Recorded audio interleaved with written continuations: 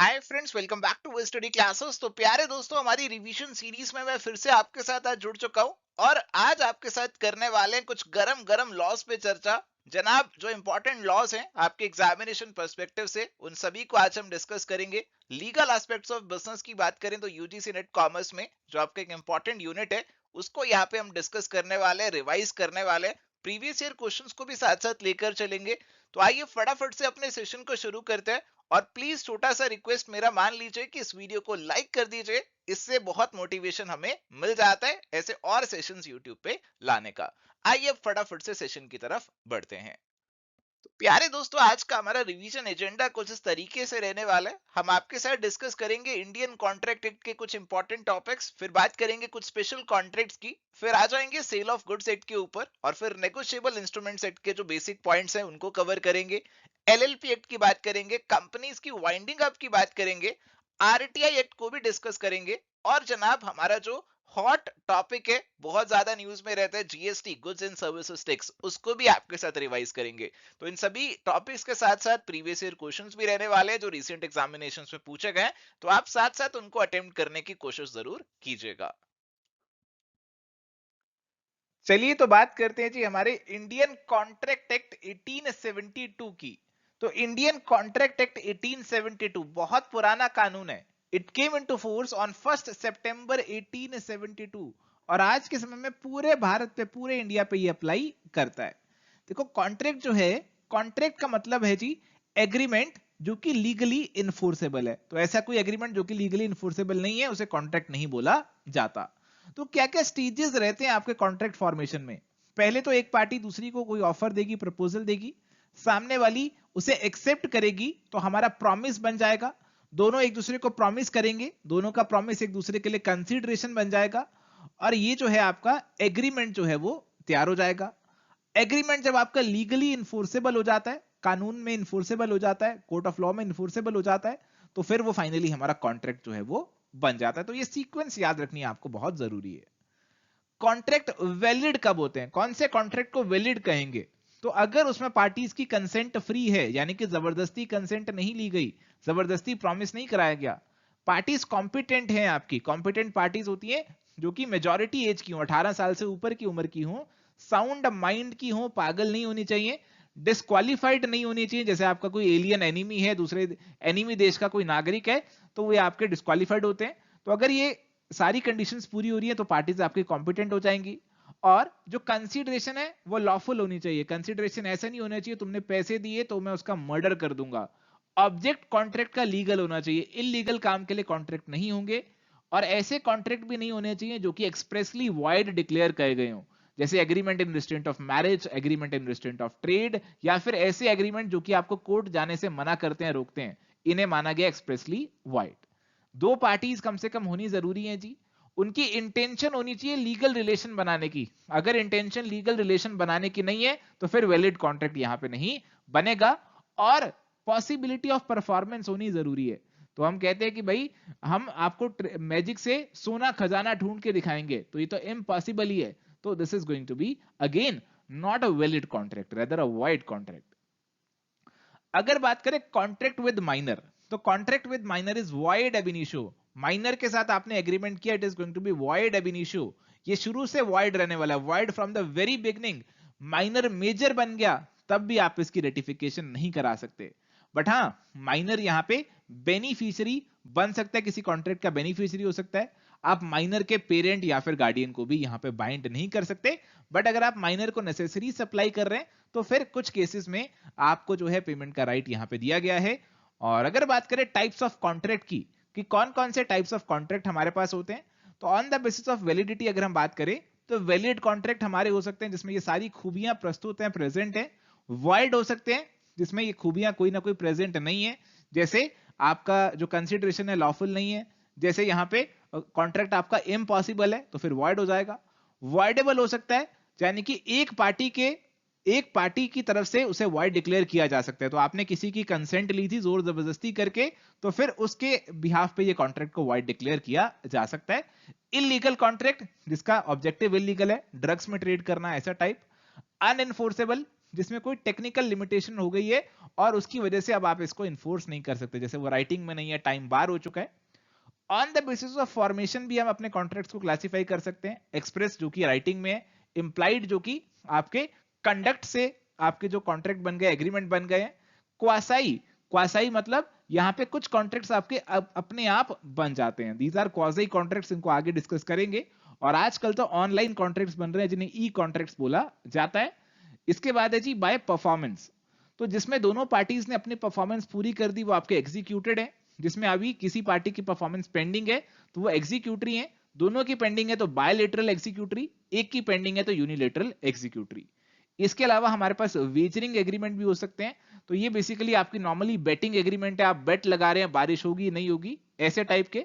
Contingent contract भी हैं आपके। कॉन्टिजेंट कॉन्ट्रैक्ट होते हैं जिनको फुलफिल होना या ना होना डिपेंड करता है किसी कॉन्टिजेंट इवेंट के ऊपर। तो जैसे कोई ऐसा एग्रीमेंट है, ऐसा कॉन्ट्रैक्ट है जिसमें कहा गया कि अगर शिप सामान लेकर आ गया तो हम आपको इतना सामान दे देंगे। तो अगर शिप सामान लेकर आ जाता है तो फिर ये वैलिड हो जाएगा, अगर शिप सामान लेकर नहीं आता तो फिर ये वैलिड नहीं माना जाएगा। तो चलिए अब बात करते हैं फ्री कंसेंट की। तो इंडियन कॉन्ट्रैक्ट एक्ट हमें कहता है कि कंसेंट का फ्री होना बहुत जरूरी है। कंसेंट फ्री तब मानी जाएगी when it is not caused by coercion, undue influence, fraud या मिस रिप्रेजेंटेशन या मिस्टेक। तो अगर आपको कोअर्शन, अनड्यू इन्फ्लुएंस, फ्रॉड और मिस रिप्रेजेंटेशन देखने को मिल रहा है कॉन्ट्रैक्ट के अंदर, then it is going to be voidable at the option of the person whose consent has been so obtained। तो जिस पर्सन की कंसेंट आपने ली है कोअर्शन करके, अनडू इन्फ्लुएंस करके, फ्रॉड करके, तो वो पर्सन चाहे तो इस कॉन्ट्रैक्ट को वॉइड डिक्लेयर कर सकता है, वॉइड कर सकता है। अगर आपका मिस्टेक है कॉन्ट्रैक्ट के अंदर तो फिर उसे वॉइड माना गया है। बट ये चीज आपको ध्यान में रखनी है कि mistake of the law of the land is no excuse. आप इंडिया में रहकर ये नहीं कह सकते कि मुझे इंडिया का कानून मालूम नहीं था, मेरे से गलती होगी तो कॉन्ट्रैक्ट को वॉइड कर दो, ऐसा नहीं माना जाएगा। बट हाँ, अगर आपकी कोई मिस्टेक है किसी इंपॉर्टेंट फैक्ट को लेकर, किसी फॉरेन लॉ को लेकर, तो इस केस में आपका जो कॉन्ट्रैक्ट है उसे वॉइड माना जाएगा। अब बात करते हैं जी डिस्चार्ज ऑफ द कॉन्ट्रैक्ट। आपका कॉन्ट्रैक्ट कब खत्म हो जाएगा, डिस्चार्ज हो जाएगा? बाय परफॉर्मेंस, तो आपकी ऑब्लिगेशन है आप पूरी कर दो। म्यूचुअल एग्रीमेंट, दोनों मिलकर एग्री कर लें कि कॉन्ट्रैक्ट को खत्म करते हैं, डिस्चार्ज करते हैं। Operation of the law, parties की डेथ हो गई, इंसॉल्वेंट हो गई, उसको परफॉर्म करना इम्पॉसिबल हो गया। लैप्स ऑफ द टाइम, बहुत लंबा समय बीत गया है, कॉन्ट्रैक्ट को ब्रीच कर दिया गया पार्टीज ने, तो उस केस में ये डिस्चार्ज हो जाएगा और डैमेजेस वगैरह के लिए सूट फाइल किया जाएगा। आपके प्रॉमिसी, जिनको प्रॉमिस किया गया था, जिसने प्रॉमिस को मनवाना था, जिसको यहाँ पे जिसके लिए यहाँ पे काम किया जाना था, उसी ने वेवर कर दिया कि भाई अब मेरे लिए काम करने की जरूरत नहीं है, तो फिर भी डिस्चार्ज हो जाएगा कॉन्ट्रैक्ट। इंफीरियर राइट आपके सुपीरियर राइट के साथ मर्ज हो गए। तो आपका कॉन्ट्रैक्ट था लीज को लेकर, अब जमीन खरीदी ली गई, तो लीज तो इंफीरियर राइट है, अब जमीन खरीदी ली गई, तो फिर आपका बड़ा राइट जो है यहाँ पे सेल का हो गया, ट्रांसफर ऑफ प्रॉपर्टी का हो गया, तो उसमें आपका इंफीरियर राइट भी मर्ज कर गया। इंफीरियर राइट वाला कॉन्ट्रैक्ट जो है आपका लीज वाला, वो यहाँ पे डिस्चार्ज हो जाएगा। इसके अलावा हमारे पास कुछ और तरीके हैं डिस्चार्जिंग के। तो यहाँ पे हमारे पास है नोवेशन, यानी कि न्यू कॉन्ट्रैक्ट फॉर ओल्ड, तो पुराना खत्म करके नया कॉन्ट्रैक्ट में आप एंटर करके। रिसिशन, यानी कि आपने कॉन्ट्रैक्ट को रिसाइंड कर दिया, उसे क्या कर दिया, खत्म कर दिया। ऑल्ट्रेशन, आपने उसके अंदर कुछ मेजर ऑल्ट्रेशन कर दी, तब भी आपका जो ओल्ड कॉन्ट्रैक्ट है यहाँ पे डिस्चार्ज माना जाएगा। अब बात करते हैं परफॉर्मेंस ऑफ द कॉन्ट्रैक्ट की, कि यहाँ पे कॉन्ट्रैक्ट की परफॉर्मेंस कौन करेगा? जिसने प्रॉमिस किया है वो करेगा, उसके बिहाफ पे कोई थर्ड पर्सन कर सकता है, उसकी डेथ हो गई तो उसके लीगल रिप्रेजेंटेटिव करेंगे। बट अगर आपका पर्सनल स्किल वाला कॉन्ट्रैक्ट था, जैसे कोई पेंटिंग बनानी थी, गाना गाना था, फिर लीगल रिप्रेजेंटेटिव नहीं कर पाएंगे। अगर ज्वाइंट प्रॉमिसर है तो सबको करना होगा कॉन्ट्रैक्ट को पूरा। अगर किसी एक की डेथ हो गई तो बाकी सब प्लस उसके लीगल रिप्रेजेंटेटिव को करना होगा, सबकी डेथ हो गई तो सबके लीगल रिप्रेजेंटेटिव को करना होगा। और यहाँ पे आपके जो एजेंट है, आपके प्रॉमिसर के जो एजेंट है, वो भी इसे परफॉर्म कर सकते हैं। अब बात करते हैं ब्रीच ऑफ द कॉन्ट्रैक्ट की। तो ब्रीच ऑफ द कॉन्ट्रैक्ट का यहाँ पे क्या मतलब है? कॉन्ट्रैक्ट को तोड़ना is basically going to be breach. अब अगर आपने ड्यू डेट पे कॉन्ट्रैक्ट को तोड़ा, so this is actual breach. अगर ड्यू डेट आने से पहले ही आपके हाव भाव ऐसे हैं कि आप इस कॉन्ट्रैक्ट को पूरा नहीं करने वाले, तो हम इसे एंटीसिपेटरी ब्रीच बोलते हैं। अगर ब्रीच हो गया है कॉन्ट्रैक्ट का, तो उस केस में आपकी जो पार्टीज है, जो अग्रीव्ड पार्टी है, वो यहाँ पे क्या कर सकती है? वो डैमेजेस के लिए सूट फाइल कर सकती है, वो इंजंक्शन के लिए जा सकती है, जैसे आपने एक एक्टर के साथ समझौता किया था कि वो एक्टर 1 साल तक आपके लिए काम करेंगे, वो एक्टर ने कहीं और काम पकड़ लिया, तो आप कोर्ट के पास जाकर उस एक्टर को रोक सकते हैं, उसके अगेंस्ट इंजंक्शन ऑर्डर जो है वो निकलवा सकते हैं, सूट फॉर स्पेसिफिक परफॉर्मेंस कर सकते हैं। तो आपके लिए किसी ने कुछ डांस करना था, गाना गाना था, वो नहीं कर रहा, तो आप कोर्ट में जाकर कहेंगे भाई इसे कहिए कि मेरे लिए स्पेसिफिक परफॉर्मेंस दे, नहीं तो मेरे को नुकसान हो जाएगा। रिसीशन ऑफ द कॉन्ट्रैक्ट, आप इस कॉन्ट्रैक्ट को रिसाइंडेड मान सकते हैं, खत्म मान सकते हैं, और फिर डैमेजेस के लिए फाइल कर सकते हैं। क्वांटम मेरिट, यानी कि एक पार्टी ने जितना काम कर दिया, देखो ए उस पे कॉन्ट्रैक्ट पे काम कर रहा था, उसने कुछ काम कंप्लीट करके दे भी दिया था, अब बी जो है उसने इस कॉन्ट्रैक्ट को क्या कर दिया, खत्म कर दिया, तो ए ने जितना काम किया उसके पैसे तो उसे मिलने चाहिए ना, दिस इज क्वांटम मेरिट। अब आते हैं जी सूट फॉर डैमेजेस। तो रेमेडीज के अंदर एक हमारे पास है सूट फॉर डैमेजेस। तो यहां पे आप डैमेजेस कौन कौन से क्लेम कर सकते हो, एक तो नॉर्मल जो आपके ऑर्डिनरी डैमेजेस हुए ब्रीच होने की वजह से, और अगर मान लीजिए आपका ब्रीच होने की वजह से कोई और स्पेशल डैमेजेस हो गए, आपको कोई और कॉन्ट्रैक्ट, आपकी कोई और एग्रीमेंट यहां पे इफेक्ट हो गया, बहुत ज्यादा नुकसान हो गया, तो वो स्पेशल डैमेजेस भी आपको मिल जाएंगे। विंडिकेटिव डैमेजेस, तो विंडिकेटिव डैमेजेस आपके किस केस में दिए जाते हैं, तो ये दो केसेस में आपके दिए जाते हैं। तो या तो आपका breach of promise to marry हुआ है, आपने किसी को शादी का वादा किया फिर आपने नहीं की, उसकी फीलिंग्स को ठेस पहुंचाया, या फिर आपके बैंक ने आपका चेक गलत डिसऑनर कर दिया, उसे करना नहीं चाहिए था, इससे आपकी रेपुटेशन का नुकसान हुआ, तो फिर इस केस में भी आपके विंडिकेटिव या फिर एग्जाम्पलरी डैमेजेस अवार्ड किए जा सकते हैं। इसके अलावा नॉमिनल डैमेजेस भी अवार्ड कर सकते हैं। तो अगर यहाँ पे पार्टी को नुकसान नहीं हुआ बट फिर भी डैमेज, फिर भी आपका ब्रीच हुआ कॉन्ट्रैक्ट का, तो फिर उस केस में 1-2 रुपए नॉमिनल डैमेजेस अवार्ड किए जा सकते हैं। Damages for deterioration caused by the delay, तो अगर कोई डिले हो गया उसकी वजह से सामान खराब हुआ, उसके डैमेजेस हो सकते हैं। या फिर प्री फिक्स्ड डैमेजेस भी आपके हो सकते हैं, जो कि कॉन्ट्रैक्ट में पहले ही आपने फिक्स कर लिए थे। तो आइए जी अब बात करते हैं कुछ स्पेशल कॉन्ट्रैक्ट्स की। सबसे पहले हमारे पास है क्वाज़ी कॉन्ट्रैक्ट। तो क्वाज़ी कॉन्ट्रैक्ट जो है उनको कोर्ट ऑफ लॉ जो है वो आपका कॉन्ट्रैक्ट की तरह मानता है। They are based on the belief that no man must grow rich out of another person's loss. तो दूसरे के नुकसान की वजह से आप अमीर नहीं बन सकते। तो यहां पे कौन कौन से केसेस में क्वाज़ी कॉन्ट्रैक्ट्स आपके अराइज होंगे, तो कहा गया क्लेम फॉर दी नेसेसरीज। तो आपने किसी ल्यूनेटिक को, आपने किसी माइनर को यहाँ पे नेसेसरीज सप्लाई करी थी, नेसेसिटी सामान सप्लाई किया था, उसे रोटी कपड़ा दिया था, तो इस केस में आपका क्लेम उस पर बना रहेगा। माइनर पर्सनली तो नहीं बट उसकी प्रॉपर्टी से आपको पेमेंट मिलनी चाहिए। पेमेंट बाय इंटरेस्टेड पर्सन, तो जिस पर्सन ने पेमेंट करनी थी कॉन्ट्रैक्ट के अंदर, उस पर्सन ने नहीं, किसी और पर्सन को नुकसान हो रहा था, उसने क्या कर दिया, उसकी पेमेंट कर दी। तो यहां पे जो इंटरेस्टेड पर्सन जिसने पेमेंट कर दी वो दूसरे पर्सन से पैसे रिकवर कर सकता है जिसकी ओरिजिनल लायबिलिटी थी। Obligation of a person enjoying the benefit of non gratuitous act, तो आपकी दुकान पे कोई गलती से सामान रख गया, आपने उस सामान का इस्तेमाल कर लिया, उसे यूज कर लिया, तो अब उसके पैसे आपको देने पड़ेंगे। Finder of the lost goods, अगर आपको कोई गुमा हुआ सामान मिला है तो उस केस में आपको उसका रीजनेबली ध्यान रखना है, और यहां पे आपको ये देखना है कि आप जो ओरिजिनल ओनर है उस तक ये सामान पहुंचा दे। अगर फिर भी आपको ओनर नहीं मिल रहे हैं, सामान पेरिशेबल नेचर का है, तो उस केस में आप उस सामान को बेच भी सकते हैं। बट हाँ, यहां पे आपको यह भी राइट दिया गया है कि आपको ओनर के ढूंढने में जो खर्चा वगैरह हुआ है उस खर्चे की भरपाई आपकी की जाएगी। जब तक वो खर्चे की भरपाई आपकी नहीं हो रही तब तक आप उस सामान को नहीं लौटाएंगे। मनी पेड बाय मिस्टेक और कोअर्जन, तो गलती से या फिर जबरदस्ती करवा के कोई पैसा दिया गया तो उस केस में फिर वो पैसा वापस से रिकवर किया जा सकता है। अब आते हैं बेलमेंट के ऊपर। तो बेलमेंट बेसिकली हमारे पास है डिलीवरी ऑफ द गुड्स। आपने किसी पर्सन को गुड्स डिलीवर किए किसी काम के लिए, आपने उसे पोजेशन दिया, आपने गुड्स का ओनरशिप नहीं दी किसी पर्टिकुलर काम के लिए। जैसे आपकी रिस्ट वॉच खराब हो गई, आप गए रिपेयर वाले के पास, आपने उसे वॉच दी रिपेयर करने के लिए, तो यहां पे ये कॉन्ट्रैक्ट किसका बन जाएगा, बेलमेंट का बन जाएगा। आप यहां पे कौन है, बेलर हैं, और जिसको आप वॉच देकर आए हैं वो यहां पे बेली है। तो एज अ बेलर आपकी यहां पे क्या ड्यूटी है, आपके सामान में जो फॉल्ट है वो आपको बताने हैं। Breach of warranty as to title, तो यहां पे अगर आप उस सामान के वैलिड टाइटल होल्डर नहीं है, आपने क्या किया, ए ने क्या किया, बी से बिना पूछे उसकी गाड़ी सी को दे दी। अब यहां पे बी नाराज हुआ, उसने सी पे केस किया, उससे डैमेजेस वगैरह वसूले, तो इस केस में तो यहां पे सी को नुकसान हुआ, वो किसकी वजह से हुआ, ए की वजह से हुआ। तो यहां पे सी क्या कर सकता है, ए से पैसे रिकवर कर सकता है। Bear extraordinary damages in case of gratuitous bailment, तो अगर आपकी ग्रेच्युटोस बेलमेंट है तो इसके अंदर ना कोई कंसिडरेशन नॉर्मली इन्वॉल्व नहीं होती।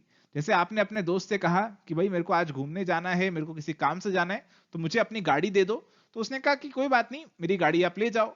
तो उस गाड़ी का कुछ तो नॉर्मल ऑर्डिनरी खर्चा होगा, जैसे पेट्रोल वगैरह का जो खर्चा है, कोई छोटा मोटा रिपेयर, उस सब का जो खर्चा है, वो सब तो ऑर्डिनरी खर्चा है, और उसकी ड्यूटी आपकी ही बनती है कि आप उस खर्चे को बियर करें। आप बेली हैं, आपको ही उसे पूरा करना है। बट अगर गाड़ी में कोई मेजर फॉल्ट था, आप लेकर गए, आपको पता चला गाड़ी में तो बहुत मेजर फॉल्ट था, अब यहाँ पे वो जो मेजर फॉल्ट था आपने उसे ठीक कराया, बहुत सारा खर्चा हो गया उसके ऊपर, तो वो खर्चा जो है वो आप किससे रिकवर कर सकते हैं? आप गाड़ी के ओनर से रिकवर कर सकते हैं। तो यहाँ पे बेलर जो है, गाड़ी के ओनर जो है, उनकी ड्यूटी है कि वो उस खर्चे की भरपाई करें।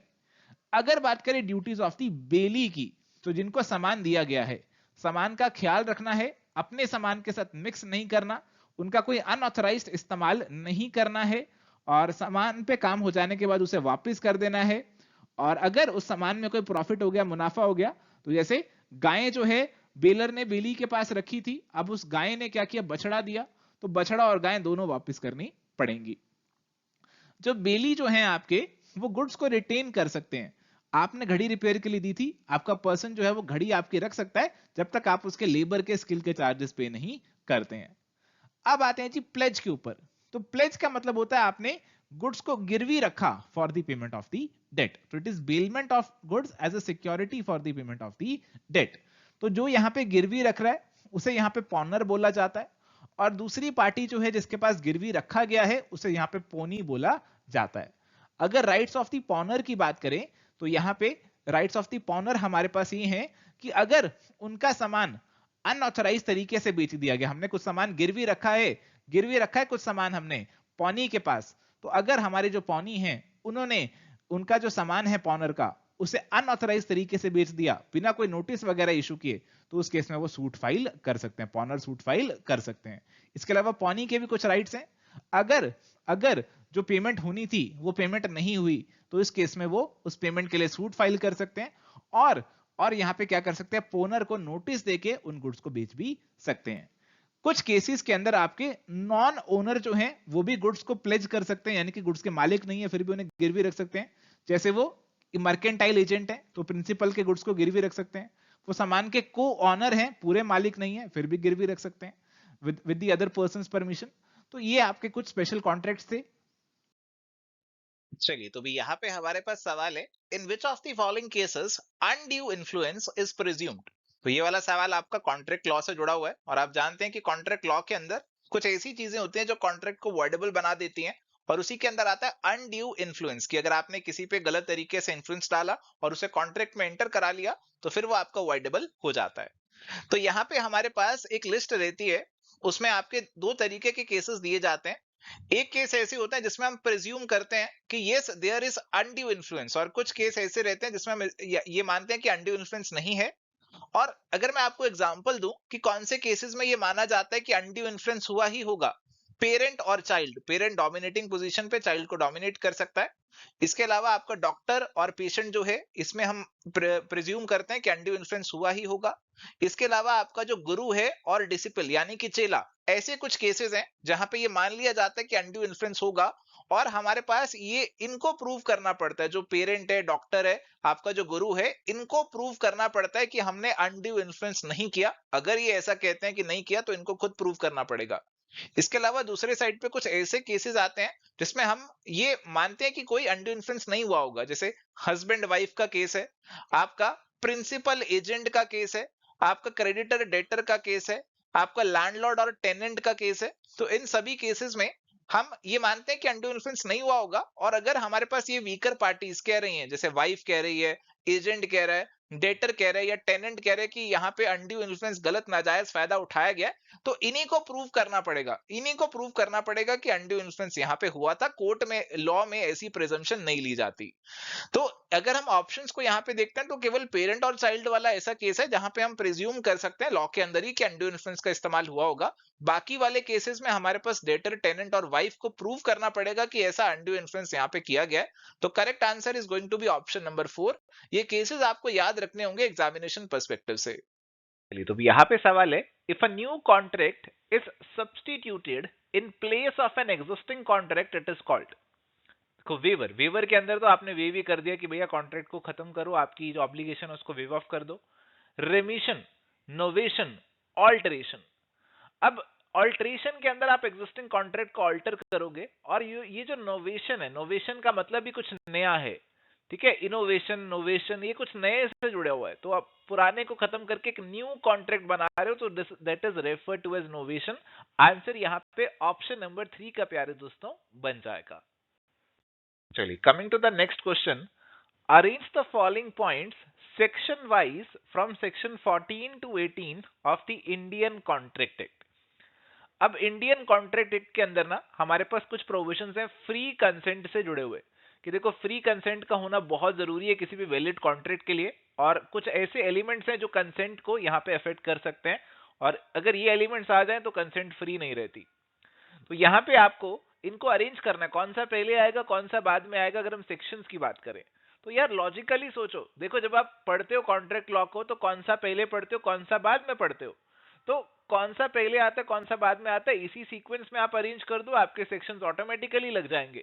सबसे पहले हम बात करते हैं फ्री कंसेंट की, तो ये आपका सबसे पहले आएगा। इसके बाद हम इसके एलिमेंट्स की बात करते हैं, जिसमें सबसे पहले कोवर्जन बात करते हैं, फिर अनड्यू इन्फ्लुएंस आ जाता है, फिर इसके अंदर हमारे पास फ्रॉड आता है, फिर मिस रिप्रेजेंटेशन भी आता है, और मिस्टेक भी आ जाता है। तो भाई इसी सीक्वेंस में अरेंज कर दो, आंसर आसानी से आपका ऑप्शन नंबर 4 का यहाँ पे बन जाएगा। चलिए अगला सवाल है, quasi contracts are based on the doctrine of. तो क्वाजाई कॉन्ट्रैक्ट कौन से डॉक्ट्रिन पे बेस्ड है? क्वाजाई कॉन्ट्रैक्ट पता है कौन से होते हैं? ये वो कॉन्ट्रैक्ट होते हैं जो ना चाहते हुए भी बन जाते हैं। कुछ लोगों के साथ आपके जो संबंध है वो ना चाहते हुए भी बन जाते हैं, उनसे आप जुड़ जाते हैं, और ऐसे ही हैं क्वाजाई कॉन्ट्रैक्ट्स। जैसे आपको मान लीजिए किसी का सामान गिरा हुआ मिला, आपने वो सामान उठा लिया, तो आप एक कॉन्ट्रैक्ट में बंध गए कि आपकी जिम्मेदारी है जिसका सामान है उसे ढूंढें और उस तक पहुंचाएं। तो ये कॉन्ट्रैक्ट्स आपके बेस्ड होते हैं on the doctrine of unjust enrichment, यानी कि आप गलत तरीके से अमीर नहीं बन सकते हो, आप किसी और के नुकसान पे अपना फायदा नहीं उठा सकते हो। This is what is refer to as unjust enrichment, किसी और के सामान के आप मालिक नहीं बन सकते हो। तो answer is going to be option number 1। चलिए तो बात करते सेल ऑफ गुड्स एक्ट 1930 की। तो ये जो हमारा कानून है ये जुड़ा है गुड्स की सेल से, और ये जो है it came into force on 1 July 1930, और हमारा ये as an Indian sale of goods act 1930 जो है इसे लाया गया था। बाद में इसमें से इंडियन वर्ड हटा दिया गया and it become sale of goods act 1930। ये जो आपका एक्ट है डील करता है सेल ऑफ गुड्स से, यानी कि गुड्स से डील करता है। गुड्स के अंदर केवल आपकी मूवेबल प्रॉपर्टी आएगी, इमूवेबल प्रॉपर्टी नहीं आएगी, और यहां पे इमूवेबल प्रॉपर्टी में भी यहां पे कुछ चीजें नहीं आएंगी, जैसे एक्शनेबल क्लेम्स और मनी इसके अंदर आपकी नहीं आएगी। Essential features of the contract of sale की बात करें तो एक बायलैटरल कॉन्ट्रैक्ट होगा, यानी कि कम से कम दो पार्टीज तो रहने वाली हैं। ट्रांसफर ऑफ प्रॉपर्टी होने वाली है, ट्रांसफर ऑफ ओनरशिप होने वाली है, यानी गुड्स की ओनरशिप ट्रांसफर किए जाएंगे। कुछ गुड्स यहां पे होने वाले हैं, प्राइस या फिर कंसीडरेशन जो है वो भी होगी, फ्री में ट्रांसफर नहीं होगा, और जो वैलिड कॉन्ट्रैक्ट के एसेंशियल एलिमेंट्स होते हैं वो भी यहां पे आपको प्रेजेंट देखने को मिलेंगे। तो यहां पे हमारे जो कॉन्ट्रैक्ट ऑफ सेल हैं उन्हें दो में बांटा गया है, एक तो सेल और दूसरा एग्रीमेंट टू सेल। तो एग्रीमेंट टू सेल का क्या मतलब है? देखो सेल का मतलब तो आपने सामान बेच दिया, एग्रीमेंट टू सेल मतलब अभी नहीं बेचा, फ्यूचर डेट पे आप बेचने वाले हैं। सो this is not an executed but rather a executory contract. So this is an executory contract, जैसे फ्यूचर में एग्जीक्यूट करने वाले हैं। तो यहां पे अभी ना तो ओनरशिप गुड्स की और उन गुड्स से जुड़ा हुआ रिस्क जो है वो अभी बायर के पास ट्रांसफर नहीं हुआ, और यहां पे अगर आपका जो कॉन्ट्रैक्ट है उसके अंदर ब्रीच हो जाता है, जैसे यहां पे आपका जो सेलर है, यहां पे अगर जो बायर है वो सामान खरीदने से मना कर देता है, बायर के एंड पे ब्रीच हो जाता है, तो उस केस के अंदर जो सेलर है he can not sue for the price of the goods, he can only sue for the damages arising out of this particular breach. अगर आपने सामान बेच दिया फिर बायर ने ब्रीच किया तो फिर तो आप सामान के पैसे के लिए जो है सूट फाइल करोगे, उसके लिए स्यू करोगे, बट सामान बेचा ही नहीं था, फ्यूचर में बेचना था, अब पहली ब्रीच हो गया है, तो उस केस में पैसों के लिए जो है केस नहीं कर सकते, केवल डैमेजेस के लिए ही कर सकते हैं। तो गुड्स जो है ना हमारे पास अलग अलग टाइप के हो सकते हैं। एक है एग्जिस्टिंग गुड्स जो कि एग्जिस्ट करते हैं, अभी एग्जिस्ट करते हैं, प्रेजेंटली आपके एग्जिस्ट करते हैं।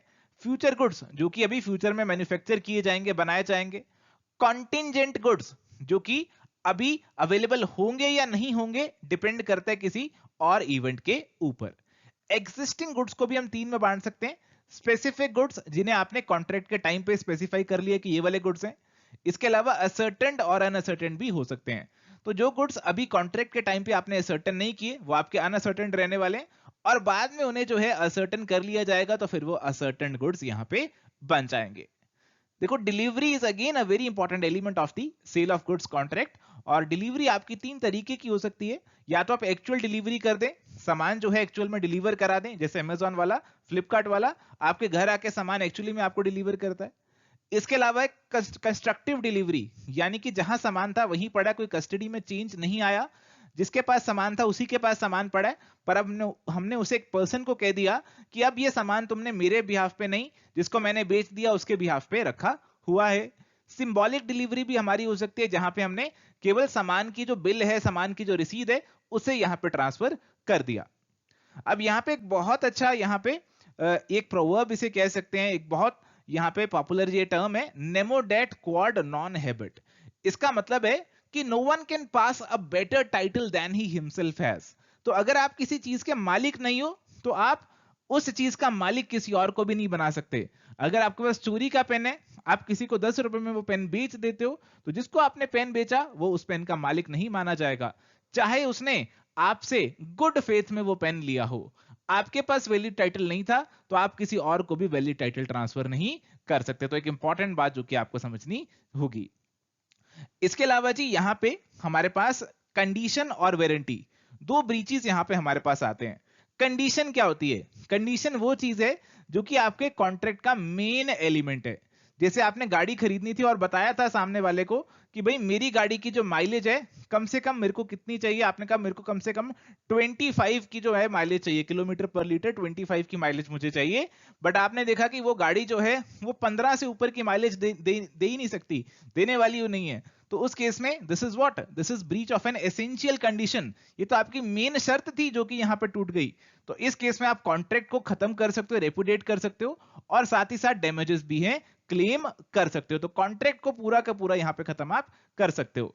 बट अगर मान लीजिए कोई ऐसी कंडीशन है जो कि बिल्कुल मेन एसेंशियल एलिमेंट नहीं है कॉन्ट्रैक्ट का, जैसे आपने कहा था कि मुझे कंफर्टेबल गाड़ी चाहिए, बट आपने देखा कि कई बार उस गाड़ी में से आवाजें आती है, नॉइजी हो जाती है गाड़ी, तो उस केस में ये मेन कंडीशन नहीं है, बट यहां पे फिर भी आपका ब्रीच तो हुआ है और इसे ब्रीच ऑफ वारंटी बोला जाता है। और this is a breach of an event which is collateral to the main contract, और इस केस में आप केवल डैमेजेस के लिए यहां पे स्यू कर सकते हैं, ना कि कॉन्ट्रैक्ट को पूरा का पूरा रिपुडिएट कर सकते हैं। आप उसे नहीं कह सकते ले अपनी गाड़ी उठा के ले जा और मेरे पैसे मुझे दे दे, आप केवल डैमेजेस यहां पे क्लेम कर सकते हैं। अब यहां पे एक और इंपॉर्टेंट टर्म है, केविएट एम्प्टर। केविएट एम्प्टर का मतलब होता है लेट द बायर बीवियर। जो सामान खरीद रहा है उसे यहां पे सतर्क रहना है कि सही सामान वो खरीदे। सामान खरीद लिया फिर बाद में आपके सेलर की जिम्मेदारी नहीं है, आपको उसी समय देख के समझ के सामान लेना होगा। बट इस प्रिंसिपल की कुछ एक्सेप्शंस भी यहां पे बताई गई हैं। तो अगर किसी केस में बायर ने स्पेसिफाई किया था मुझे तो इस पर्टिकुलर पर्पस के लिए सामान चाहिए, और वो पर्पस उस सामान से पूरा नहीं हो रहा, उसने डिस्क्रिप्शन बताई थी कि इस डिस्क्रिप्शन का सामान चाहिए और उस डिस्क्रिप्शन का सामान नहीं निकला, उसने गुड्स खरीदे थे किसी ब्रांड नेम या पेटेंट नेम के अंदर, उसने फ्रिज खरीदा था बट फ्रिज तो अलमारी की तरह निकला, कूलिंग तो बिल्कुल करता ही नहीं था। फ्रॉड किया सेलर ने, गुड्स खरीदे आपने सैंपल देखकर और सामान जो है वो सैंपल के जैसा निकला ही नहीं, तो इस केस में आपका ये प्रिंसिपल अप्लाई नहीं करेगा। अब बात करते हैं जी अनपेड सेलर की। अनपेड सेलर हमारे पास वो है जिसके प्राइस की पेमेंट नहीं की गई, इसको पैसे मिलने थे, बायर ने इसको पैसे देने थे, इसको पूरे पैसे यहां पे नहीं बताए, पैसे नहीं दिए। तो इस केस में यहां पे क्या होने वाला है, इसके पास कुछ राइट्स आ जाने वाले हैं। राइट्स इसके पास आएंगे गुड्स के अगेंस्ट भी और बायर के अगेंस्ट भी। अगर तो गुड्स अभी इसके पास ही पड़े हुए हैं तो उस केस में वो गुड्स को भेजेगा ही नहीं, गुड्स को वहीं रोक लेगा, उनको लियन कर लेगा। अगर उसने गुड्स को भेज दिया, गुड्स आपके रास्ते में हैं और बायर अगर आपके इंसॉल्वेंट हो जाते हैं तो उस केस में वो रास्ते में रोक सकता है, स्टॉपेज इन ट्रांजिट कर सकता है, और उस सामान जो उसके पास आ चुका है, सामान जो उसके पास रखा हुआ है जो कि उसने नहीं भेजा है, उसे वो बेच भी सकता है। उसे वो बेच भी सकता है आफ्टर इन्फॉर्मिंग द बायर। अगर पेरिशेबल नेचर का सामान है तो उस केस में तो बायर को बिना इन्फॉर्म किए भी वो सामान को बेच सकता है। और अगर बात करें राइट्स अगेंस्ट बायर की, तो बायर के अगेंस्ट वो स्यू कर सकता है प्राइस के लिए, कि भाई जो सामान बायर को दिया उसका पैसा वो दे, और कोई उससे नुकसान हुआ, डैमेजेस हुए, उसके लिए भी स्यू कर सकता है, और उसके ऊपर कोई इंटरेस्ट की पेमेंट के लिए भी वो स्यू कर सकता है। अब आते हैं बायर के पास। बायर के साथ जो है अच्छा नहीं हुआ, बायर ने सामान खरीदना था पर सामान उसे नहीं मिला, तो क्या कर सकता है, he can sue for damages for non delivery. सामान नहीं दिया, उसकी वजह से उसको नुकसान हुआ, डैमेजेस के लिए स्यू कर सकता है, इन डैमेजेस के साथ साथ इंटरेस्ट के लिए भी स्यू कर सकता है। और अगर किसी केस में डैमेजेस देना ठीक नहीं रहेगा तो वो कह सकता है कि मेरे को स्पेसिफिक परफॉर्मेंस चाहिए, मुझे तो वही गुड्स चाहिए, गुड्स ही डिलीवर करवाए जाएं, स्पेसिफिकली वही परफॉर्मेंस जो है वो मुझे दी जाए। तो ये है आपका जी सेल ऑफ गुड्स एक्ट 1930। चलिए अभी हमारे पास सवाल है मैच द फॉलोइंग का। लिस्ट 1 और लिस्ट 2 हमें यहाँ पे दे रखी है जी। और लिस्ट 1 में हमारे पास कुछ क्लासिफिकेशन ऑफ गुड्स दे रखी है, और यहाँ पे हमें देखने को मिल रहा है specific goods, ascertain goods, uncertain goods और फ्यूचर गुड्स। अब देखो स्पेसिफिक गुड्स हमारे पास वो हैं जो आपने आइडेंटिफाई कर लिया, एग्री अपॉन कर लिया at the time of making contract of sale कि आप तो यही लेने वाले हो। आपने स्पेसिफिकली आइडेंटिफाई कर लिया फर्नीचर की दुकान पे जाकर कि मैं तो यही वाला पर्टिकुलर सोफा खरीदने वाला हूँ, तो ये हमारे स्पेसिफिक गुड्स हो गए। इसके बाद असर्टेंड और अनअसर्टेंड है। देखो अनअसर्टेंड वो हैं जिनको आपने आइडेंटिफाई एग्री अपॉन नहीं किया कि किनको कौन सा सोफा आप खरीदने वाले हो, और इनको बाद में असर्टेन किया जाता है। तो असर्टेन गुड्स जो होता है they are agreed upon subsequent to the formation of contract of the sale. तो आपका C2 और B3 से मैच करेगा। फ्यूचर गुड्स की बात करें तो इनकी तो मैन्युफैक्चरिंग वगैरह जो है वो अभी करी जानी है, आपके जो सेलर हैं इनको भी बनाएंगे, प्रोड्यूस करेंगे और बाद में कहीं ना कहीं इनको बेचा जाएगा।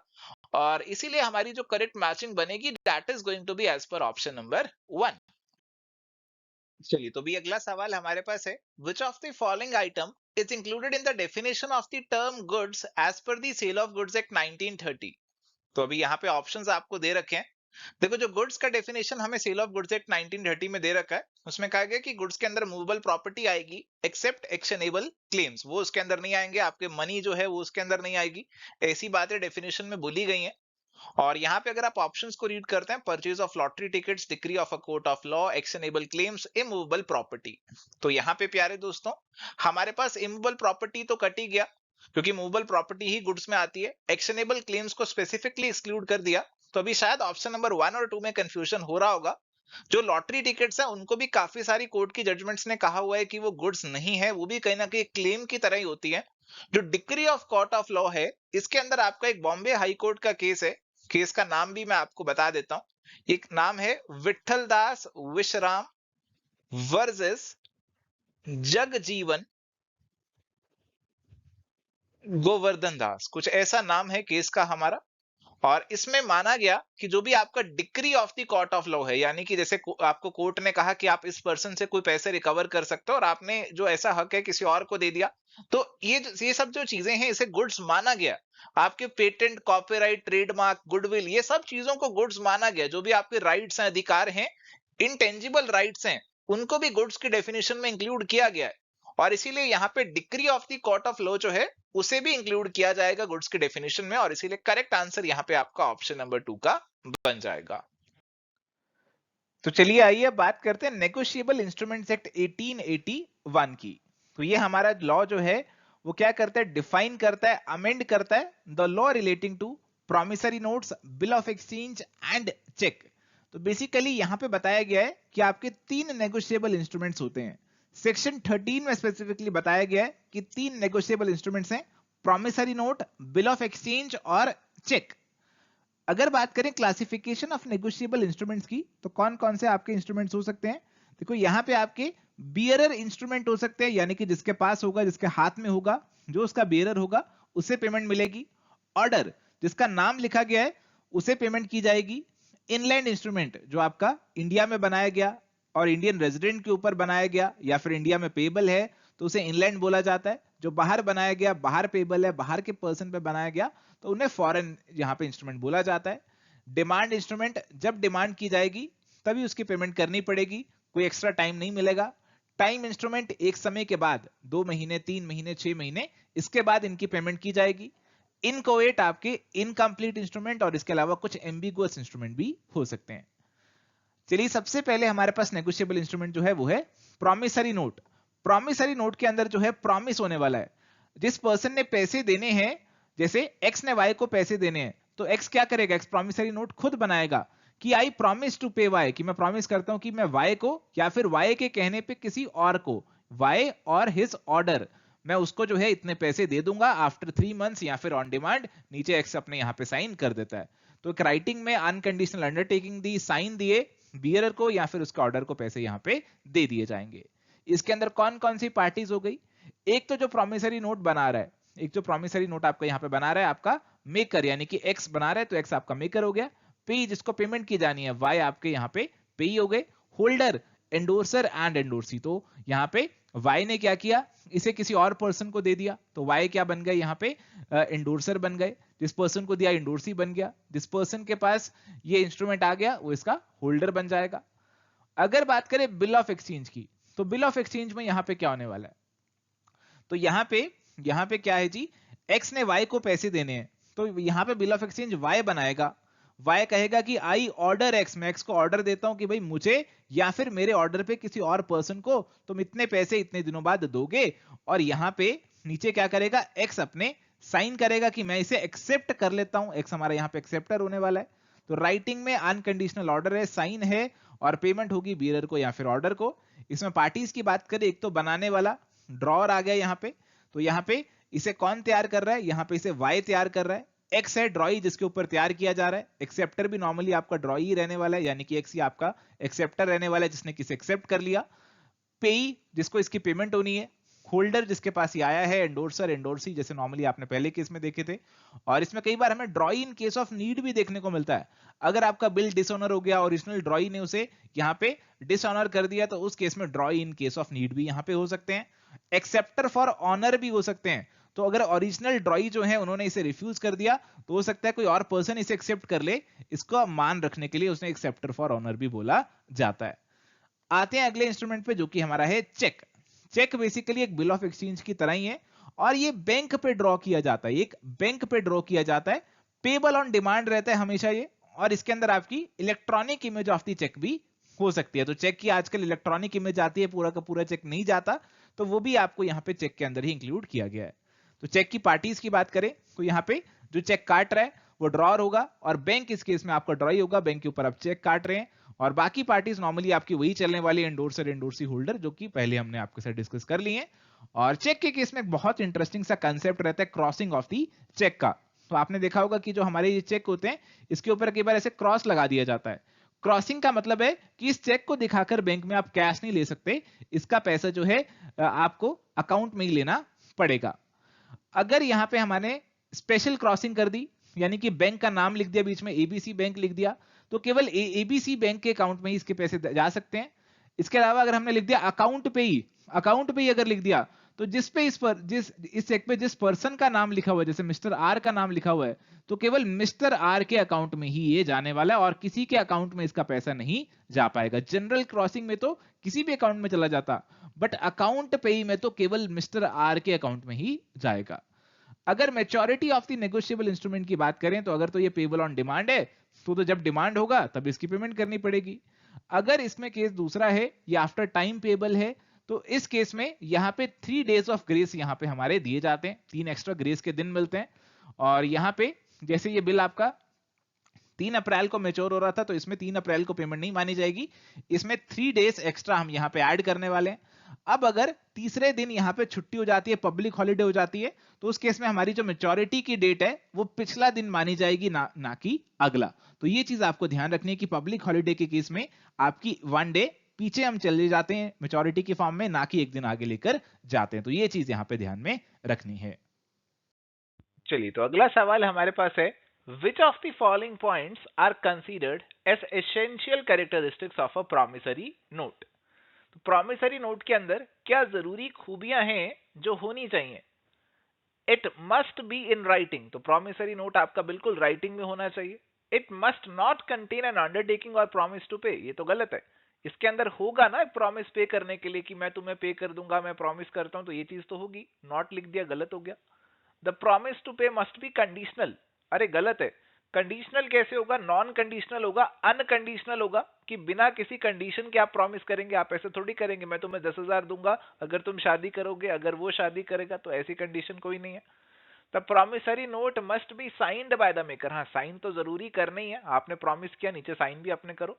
प्रॉमिस टू पे मनी ओनली। हाँ, पैसे के लिए ही प्रॉमिस करोगे, ऐसा थोड़ी कहोगे कि मैं तुम्हें एक कोका कोला की बोतल देने का प्रॉमिस करता हूं, ऐसा थोड़ी कोई प्रॉमिस करोगे। तो ए, डी और ई हमारे होंगे प्रॉमिसरी नोट के कैरेक्टरिस्टिक्स, बी और सी वाले में गड़बड़ है, और करेक्ट आंसर इसलिए ऑप्शन नंबर 1 का यहां पे बन जाएगा। चलिए, तो अगला सवाल है जी, what is the privilege of a holder in due course. देखो, एक होल्डर होता है, एक होता है holder in due course. Holder in due course जो होता है उसको प्रिविलेज मिलता है। क्या प्रिविलेज मिलता है? आइए एक बार ऑप्शंस को रीड करते हैं, फिर बताता हूं। Right to cancel the instrument at any time, instrument cleansing of all the defects, exemption from legal obligation, unrestricted transfer of the instrument. देखो, होल्डर इन ड्यू कोर्स के पास अगर वो इंस्ट्रूमेंट आ जाए तो इस इंस्ट्रूमेंट के सारे पाप धुल जाते हैं। इसमें कोई कमी पेशी हो तो वो भी यहाँ पे माफ हो जाती है। तो कोई भी इसके अंदर डिफेक्ट्स हैं वो क्लीन हो जाते हैं। इसीलिए करेक्ट आंसर बनेगा ऑप्शन नंबर 2 का। तो ये चीज आपको ध्यान में रखनी जरूरी है कि होल्डर इन ड्यू कोर्स अगर कोई बन गया तो फिर आपके जो सारे डिफेक्ट्स हैं वो नजरअंदाज कर दिए जाते हैं। चलिए, तो भी हमारे पास अगला सवाल है यहाँ पर। नेगोशिएबल इंस्ट्रूमेंट की डिफरेंट कैटेगरीज दे रखी हैं और उनकी एक्सप्लेनेशन हमें दे रखी है और हमें करनी है यहाँ पे उनकी मैचिंग। सबसे पहले दे रखा है इनकोएट इंस्ट्रूमेंट। तो प्यारे दोस्तों, इनकोएट का मतलब होता है इनकम्प्लीट इंस्ट्रूमेंट। तो ये आप 4 से मैच कर सकते हैं, जो कि इनकम्प्लीट है, उसमें कोई ना कोई चीज जरूर मिसिंग होगी।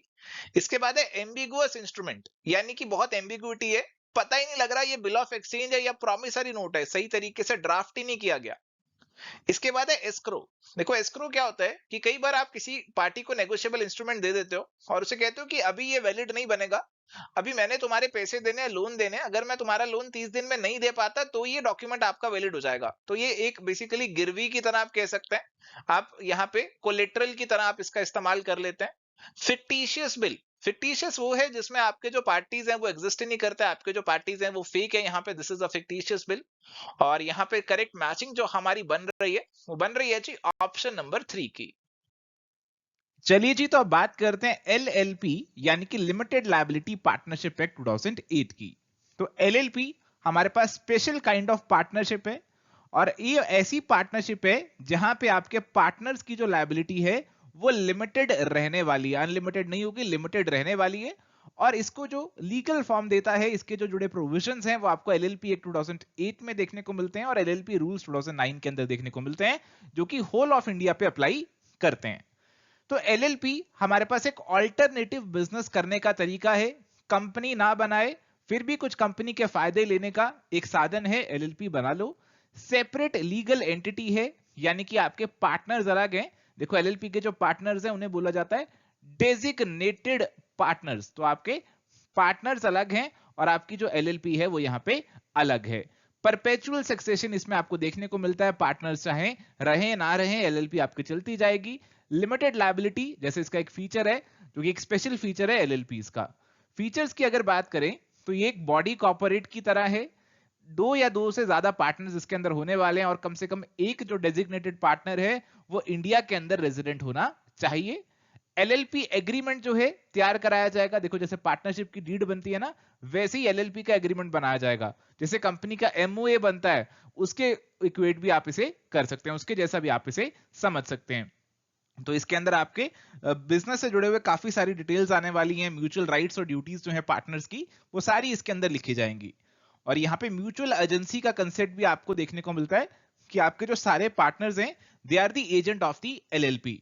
और यहाँ पे एक इंटरेस्टिंग चीज ये है कि आपके जो यहाँ पे पार्टनर्स हैं, अगर किसी एक पार्टनर ने कोई गलत काम किया तो फिर बाकी पार्टनर्स उसके काम से यहाँ पे बाउंड नहीं होने वाले।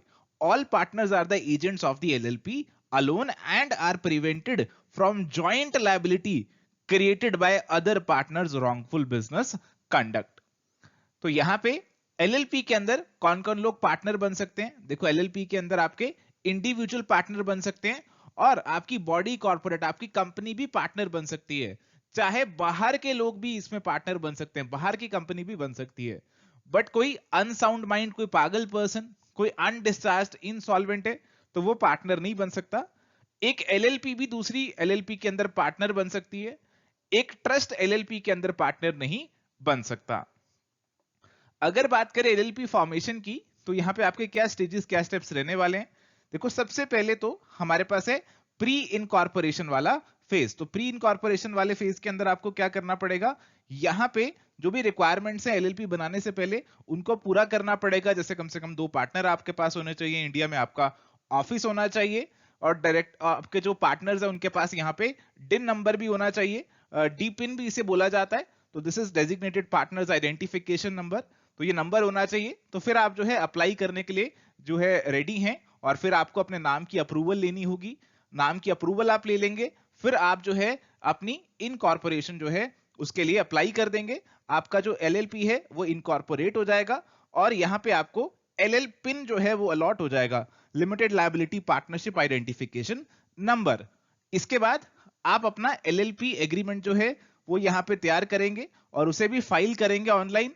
और इसके बाद आपको बनने के बाद कुछ पोस्ट इनकॉर्पोरेशन की कंप्लायंसेस भी करनी होगी। जैसे आपको हर साल एक स्टेटमेंट ऑफ अकाउंट्स इंसॉल्वेंसी और एक एनुअल रिटर्न जो है वो आपको रजिस्ट्रार के पास फाइल करनी होगी। तो ये है आपके पास एलएलपी से जुड़ी हुई कुछ मेजर बातें। चलिए अगला सवाल है, which of the given points are considered as salient features of LLP limited liability partnership? LLP is a body corporate। हाँ बिल्कुल, LLP एक बॉडी कॉर्पोरेट है जी, इसकी एग्जिस्टेंस अलग होती है इसके मेंबर से, मेंबर आए चले जाएं बट LLP चलती रहेगी। LLP is a legal entity separate from its partners। तो बिल्कुल LLP एक सेपरेट एंटिटी है। LLP does not enjoy perpetual succession. ये चीज गलत है, क्योंकि जैसे कंपनी में परपेचुअल सक्सेशन आता है, लोग आते हैं, पार्टनर आते हैं, चले जाते हैं, बट कंपनी चलती रहती है। ऐसे ही LLP के अंदर भी कुछ ऐसा ही देखने को मिलता है। Partners of LLP have unlimited liability. नहीं जी, LLP के अंदर आपकी लायबिलिटी लिमिटेड होती है, और इसी की फुल फॉर्म भी तो लिमिटेड लायबिलिटी पार्टनरशिप ही है, तो अनलिमिटेड कैसे हो जाएगी। LLP is an artificial legal person. बिल्कुल, इसकी अपनी एक आर्टिफिशियल अलग से एग्जिस्टेंस है, it is an separate artificial legal person. तो ए, बी और ई हमारे आंसर का पार्ट यहाँ पे बनेंगे। आंसर ऑप्शन नंबर 1 का यहाँ पे प्यारे दोस्तों बन जाएगा। चलिए, तो भी सवाल है यहाँ पर, arrange the following steps for the incorporation of a new LLP limited liability partnership in the correct order. तो आपकी जो नई LLP बनेगी उसके अंदर क्या स्टेप्स आप यहाँ पे फॉलो करने वाले, उसको करेक्ट ऑर्डर में आपको यहाँ पे अरेंज करना है। तो आइए फटाफट से देखते हैं कैसे अरेंजमेंट यहाँ पे होने वाला है। देखो जी, LLP बन रही है, सबसे पहले कहा गया ड्राफ्टिंग ऑफ LLP एग्रीमेंट, फिर deciding the partners and designated partner. अब देखो, एग्रीमेंट से पहले पार्टनर्स आपको डिसाइड करने पड़ेंगे, पहले एग्रीमेंट थोड़ी बना दोगे, पहले पार्टनर डिसाइड करोगे। Electronic filing of documents with ROC and issuing of the certificate of incorporation by ROC.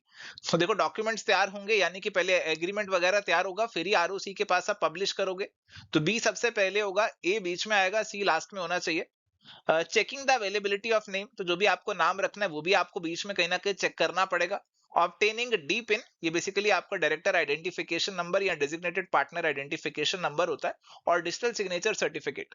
देखो, आज की डेट में सारा जो काम है मिनिस्ट्री ऑफ कॉर्पोरेट अफेयर्स का, आरओसी रजिस्ट्रार ऑफ कंपनीज का, वो सारा ऑनलाइन होता है। और ऑनलाइन आपको जो भी फाइलिंग वगैरह करनी है उसके लिए आपको यहाँ पे डिजिटल सिग्नेचर सर्टिफिकेट आपके पास होना चाहिए, उसी से फाइलिंग कर पाओगे। और ये डिन नंबर भी आपको लेना पड़ता है आपकी ये कंपनी या LLP बनाने से पहले। तो ये चीजें भी कहीं ना कहीं पहले ही आपको करनी पड़ेंगी। तो देखो जी, अगर हम सीक्वेंस बनाने की कोशिश करें तो सबसे पहले पार्टनर डेजिग्नेटेड पार्टनर आइडेंटिफाई कर लो। इसके बाद डी और ई में से आप देखो कि आपको यहाँ पे जो है, पहले तो आप अपना जो डिजिटल सिग्नेचर सर्टिफिकेट वगैरह वो ले लो, ताकि आप आरओसी की साइट पे नेम वगैरह जो है वो सब चेक कर सको। उसके बाद अपना एग्रीमेंट बना लो और वो सब चीजें जो है इलेक्ट्रॉनिकली फाइल कर दो आरओसी के पास, और सर्टिफिकेट ऑफ इनकॉर्पोरेशन ले लो। और इसीलिए हमारा जो सीक्वेंस यहाँ पे बनेगा वो BEDAC, ऑप्शन नंबर 1 का यहाँ पे बन जाएगा। तो प्यारे दोस्तों, यहाँ पे हमारे पास सवाल है, लिस्ट 1 और लिस्ट 2 हमें दे रखे हैं। लिस्ट 1 में जो टर्म्स है वो हमारे पास है, डॉक्ट्रिन ऑफ केविएट एम्प्टर, आपको मतलब पता होगा, let the buyer beware, bailment and pledge, holder in due course, deep in, जो कि बेसिकली आपका डेजिग्नेटेड पार्टनर आइडेंटिफिकेशन नंबर है, आपको लिस्ट 2 से मैच करना है। तो डॉक्ट्रिन ऑफ केविएट एम्प्टर आपका जो है वो यहाँ पे सेल ऑफ गुड्स एक्ट से जुड़ा हुआ है जी, लेट द बायर बिवेयर। तो खरीदते समय पूरी जांच पड़ताल करें फिर खरीदें। बेलमेंट एंड प्लेज, ये बेलमेंट और प्लेज आपके स्पेशल टाइप ऑफ कॉन्ट्रैक्ट्स रहते हैं जिसमें बेलर बेली रहते हैं, एक कोई कमोडिटी को किसी दूसरी पार्टी को दिया जाता है किसी काम वगैरह के लिए, तो ये आपके स्पेशल कॉन्ट्रैक्ट्स है, तो ये 1 से मैच होगा। और होल्डर इन ड्यू कोर्स, ये आपका नेगोशिएबल इंस्ट्रूमेंट से जुड़ा हुआ है, ये वो पर्सन होता है जिसको नेगोशिएबल इंस्ट्रूमेंट मिला है, ड्यू कोर्स में प्रॉपर कंसीडरेशन के साथ मिला है। इसके बाद डेजिग्नेटेड पार्टनर आइडेंटिफिकेशन, ये आपका एलएलपी से जुड़ा हुआ है, जो आपके एलएलपी के पार्टनर्स होते हैं उनको ये नंबर ऑब्टेन करना रहता है जी, तो ये आपका सेकंड से मैच हो गया। करेक्ट मैचिंग यहाँ पे जो हमारी बन रही है ऑप्शन नंबर 4 वाली बन रही है, so that is going to be the correct answer. चलिए, तो यहाँ पे सवाल है, the maximum number of partners in a limited liability partnership LLP can be. अब देखो, जो हमारी एलएलपीज होती हैं उनके अंदर मैक्सिमम पार्टनर्स को लेकर कोई भी रिस्ट्रिक्शन डाली नहीं गई है, तो 750 100 ये सब गलत है, नो लिमिट, यानी कि ऑप्शन नंबर 4 हमारा यहाँ पे करेक्ट आंसर बन जाएगा। तो एलएलपीज के बारे में आपको बेसिक नॉलेज होनी चाहिए, हमारा जो एलएलपी एक्ट है 2008 वाला, उसके जो बेसिक प्रोविजंस है वो आपको मालूम होना चाहिए। सवाल मेरे अकॉर्डिंग तो बहुत सीधा यहाँ पे पूछा गया है। तो चलिए जी, अब बात करते हैं winding up of the companies की। तो वाइंडिंग अप वो प्रोसेस है जिसके थ्रू हम कंपनी की लाइफ को एंड कर देते हैं और कंपनी की जो भी प्रॉपर्टी है उसे उसके मेंबर्स और उसके क्रेडिटर्स के बेनिफिट के लिए इस्तेमाल कर लेते हैं। और वाइंडिंग अप के लिए एक स्पेशल पर्सन अपॉइंट किया जाता है जिसे लिक्विडेटर का नाम दिया जाता है। हमारे पास अलग अलग मोड्स हैं वाइंडिंग अप के, तो जैसे एक तो है by the tribunal, by the national company law tribunal under the companies act, और दूसरा हमारे पास है वॉलंटरी वाइंडिंग अप, जो कि अब हमारे पास इंसॉल्वेंसी एंड बैंक्रप्सी कोड 2016 के अंदर कवर अप होता है। पेटिशन फॉर वाइंडिंग अप की बात करें कि कौन कौन पेटिशन दे सकता है कि कंपनी को वाइंड अप कर दिया जाए। कंपनी खुद दे सकती है, उसके कॉन्ट्रीब्यूटरी दे सकते हैं, रजिस्ट्रार दे सकता है, सेंट्रल गवर्नमेंट के द्वारा कोई ऑथराइज पर्सन है वो भी दे सकता है, सेंट्रल या स्टेट गवर्नमेंट भी दे सकती है। जब भी कोई पिटीशन दी जाएगी वाइंडिंग अप के लिए तो ट्रिब्यूनल तभी एडमिट उसे करेगा जब उसके साथ कंपनी की स्टेटमेंट ऑफ अफेयर्स लगाई जाएगी। और यहाँ पे अगर ट्रिब्यूनल को लगता है कंपनी को वाइंड अप करना है तो कंपनी के वाइंडिंग अप का ऑर्डर वो दे सकता है, और साथ ही साथ वो कंपनी के लिए एक ऑफिशियल लिक्विडेटर भी अपॉइंट करेगा। तो यहाँ पे जब वाइंडिंग अप ऑर्डर आपका पास हो जाता है तो फिर कंपनी के ऊपर कुछ रिस्ट्रिक्शंस यहाँ पे लग जाती हैं, कंपनी को कुछ स्पेशल प्रिविलेजेस भी मिल जाती हैं कि अब कंपनी के अगेंस्ट कोई केस फाइल नहीं हो सकता, और अगर कोई कंपनी के अगेंस्ट केस पेंडिंग चल रहा है उस पर कोई प्रोसीड नहीं कर सकता except with the permission of the tribunal. और जब कंपनी की वाइंडिंग अप हो रही है, कंपनी बंद हो रही है, तो उस समय कुछ पेमेंट्स ऐसी होती हैं जिन्हें प्रेफरेंस दी जाती है, जैसे आपके वर्कर्स के ड्यूज हैं उनको प्रेफरेंस देते हैं, टैक्सेस हैं, वेजेस सैलरी है, ईएसआई पीएफ ग्रेच्युटी का अमाउंट है, एक्सपेंसेस ऑफ इन्वेस्टिगेशन है, तो ऐसे कुछ खर्चों को प्रेफरेंस दी जाती है। फिर बाद में आपके बाकी के खर्चे आते हैं, फिर शेयर होल्डर्स वगैरह आपके आते हैं। चलिए, तो यहाँ पे सवाल है, the liquidator after realising the assets of a company should distribute the proceeds among below mentioned claimants in which order. तो देखो जी, आपने लिक्विडेटर को अपॉइंट किया, उसने एसेट्स को रियलाइज किया, अब जो पैसा मिला है उसे बांटना है अलग अलग लोगों में, किसे पहले बांटे किसे बाद में बांटे वो आपको यहाँ पे पहचानना है। देखो, सबसे लास्ट में तो अनसिक्योर्ड क्रेडिटर्स ही आएंगे, ये तो पक्का है, और सबसे पहले आपके पास आएंगे आपके लीगल चार्जेस, फिर आ गई आपकी लिक्विडेटर की रेम्युनरेशन, फिर आपके सिक्योर्ड क्रेडिटर्स आ गए, और फिर आपके प्रेफरेंशियल और फ्लोटिंग चार्ज वाले क्रेडिटर्स यहाँ पे आ गए।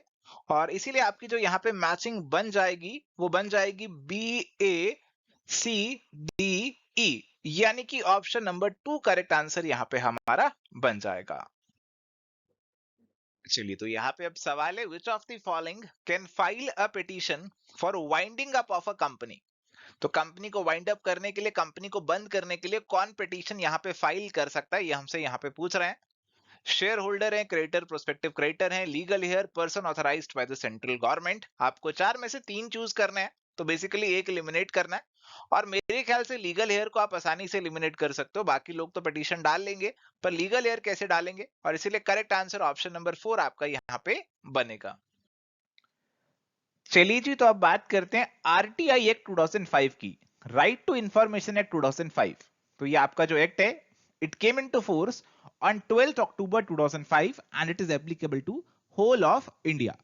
राइट टू इंफॉर्मेशन बेसिकली हमारा एक फंडामेंटल राइट है, हमारा एक मौलिक अधिकार है, हमारे article 19 of the constitution of India के अंदर। अब यहां पे हमें इंफॉर्मेशन एक्सेस करने का हक मिल रहा है।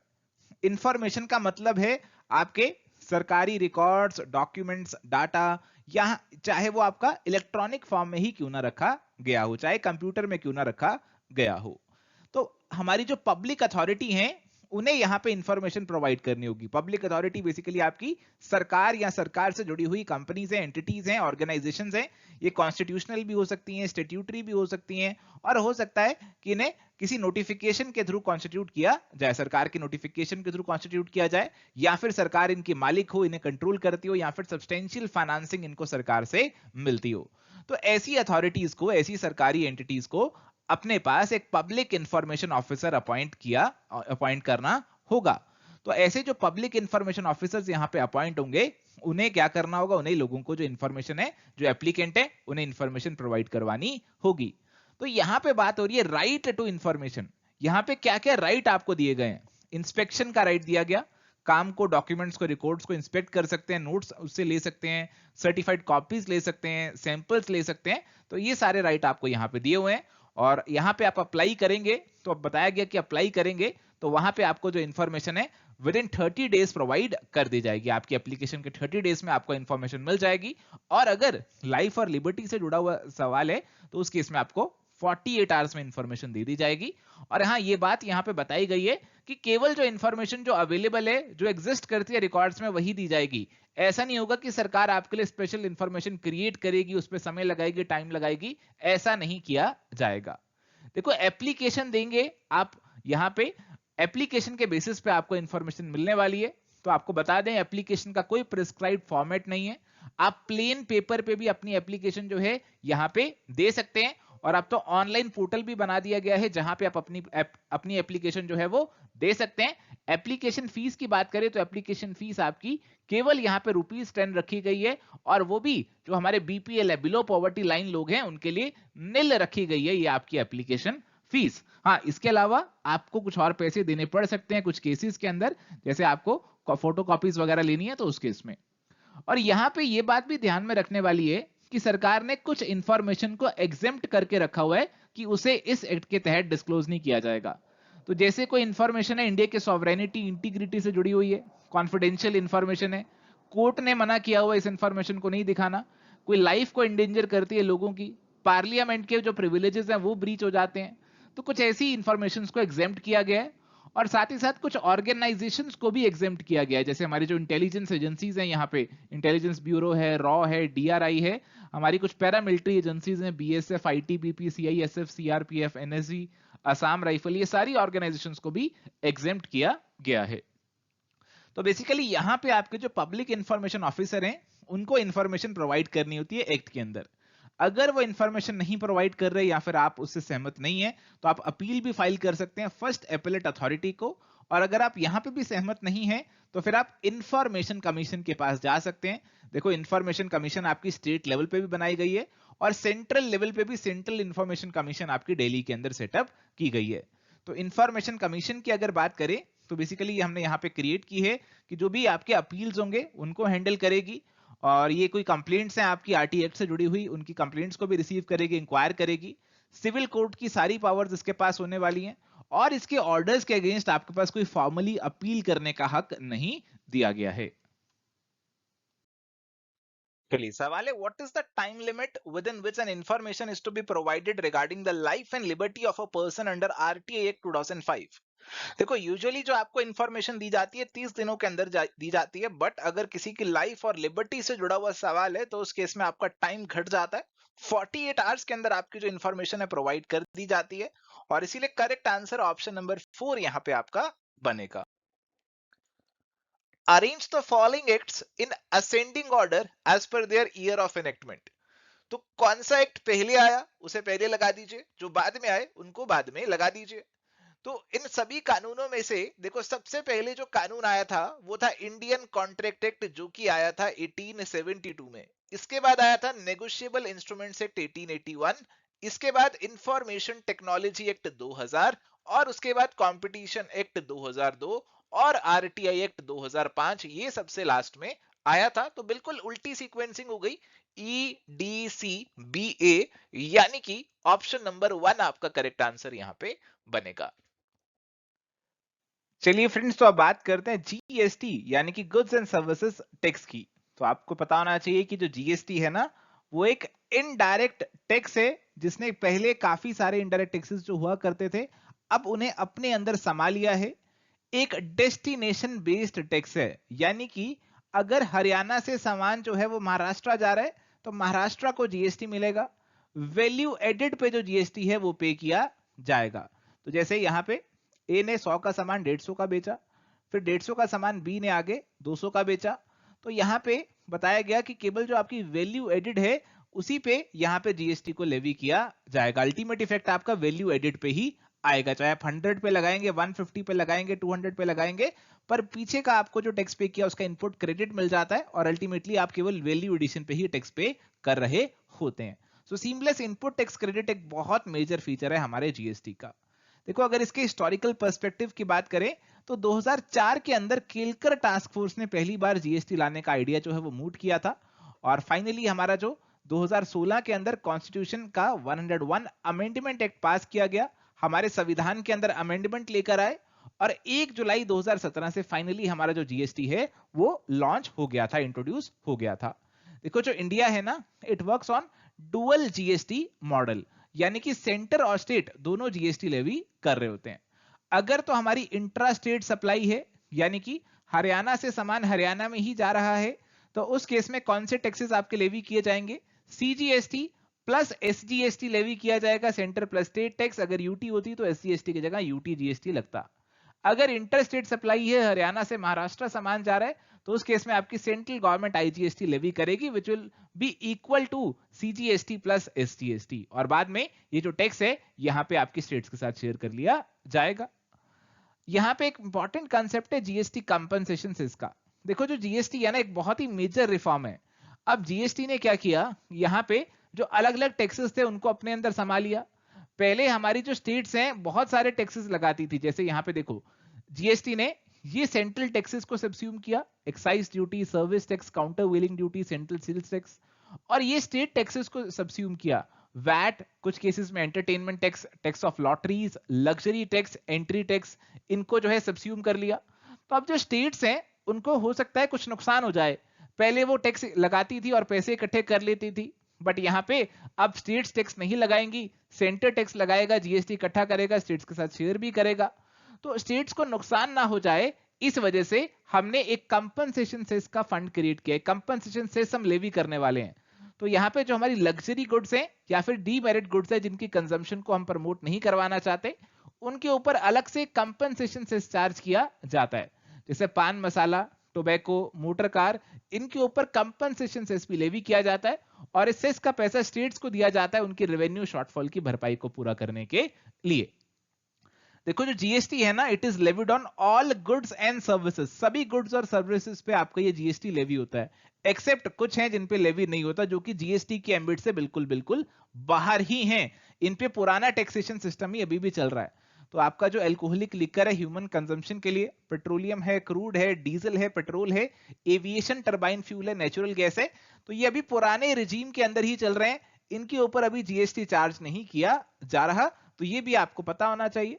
और यहाँ पे जी, जीएसटी के अंदर एक्सपोर्ट्स को इंसेंटिवाइज करने के लिए उन्हें जीरो रेटेड सप्लाईज माना गया है, यानी कि एक्सपोर्ट्स पे आपका कोई टैक्स नहीं लगेगा, और अगर आपने एक्सपोर्ट करते समय कोई टैक्स पे किया है तो उसका आपको रिफंड भी पूरा पूरा यहाँ पे मिल जाता है। और आपने जो बाहर से सामान इंपोर्ट कराया उसे इंटरस्टेट सप्लाई माना जाता है और उस पर आईजीएसटी लेवी किया जाता है। देखो, आप इंपोर्ट करते हैं ना, उस पर एक तो बेसिक कस्टम ड्यूटी लगती है और ऊपर आईजीएसटी लगता है। तो बेसिक कस्टम ड्यूटी तो पहले भी चल रही थी, अभी भी चल रही है। पहले यहाँ पे सीवीडी लगता था, बट अब इसकी जगह यहाँ पे आईजीएसटी लगता है। अब जीएसटी से जुड़े मेन मुद्दों पर डिस्कशन करने के लिए एक अलग से जीएसटी काउंसिल भी बनाई गई है, article 279A of the constitution के अंदर।